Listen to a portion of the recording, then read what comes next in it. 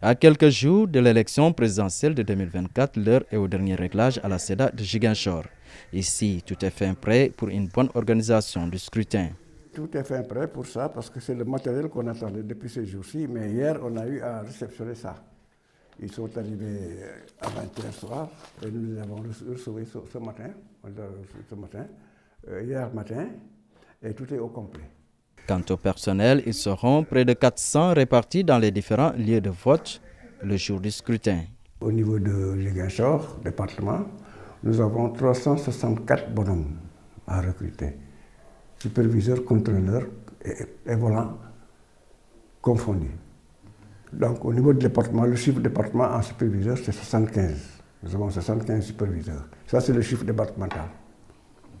Et 278 contrôleurs, le chiffre départemental. Et 11 volants. Les volants, c'est les gens que nous prenons qui sont là avec nous. Au cas où il y a un manquement quelque part, on les envoie. À ce nombre va s'ajouter le groupe de secrétaires, assesseurs et présidents de bureau. Ces derniers sont en cours de formation pour être à la hauteur du travail qui les attend. La formation d'aujourd'hui était destinée à outiller les membres des bureaux de vote. Et on entend par membres les présidents, les assesseurs et les secrétaires qui doivent siéger au sein des bureaux de vote. C'est pour les outiller, pour les aider à mieux satisfaire le travail qui est attendu d'eux, c'est-à-dire la gestion du processus électoral en sa phase finale. Donc, de l'ouverture du bureau de vote jusqu'à la clôture et jusqu'à la proclamation des résultats. Donc, la conduite à tenir par rapport à ces différentes étapes du processus électoral. L'élection de cette année va se dérouler avec quelques particularités. Les militaires, paramilitaires et civils vont voter le même jour. Pour faciliter les opérations, de nouvelles dispositions sont prises.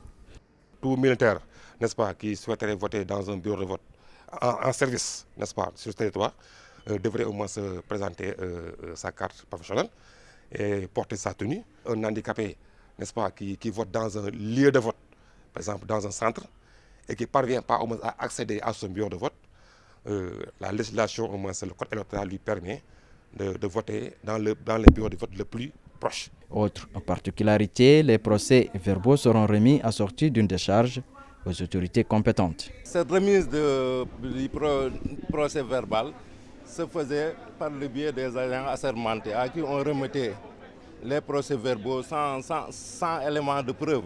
Maintenant, il y a une innovation qui consiste à une décharge qui sera faite par le président du bureau pour prouver qu'effectivement il a remis l'enveloppe destinée au président de la commission départementale de recensement des votes, cette enveloppe même qui contient le procès-verbal de l'élection. Donc ça, c'est une grande innovation qui a été notée et qui est à magnifier de notre côté.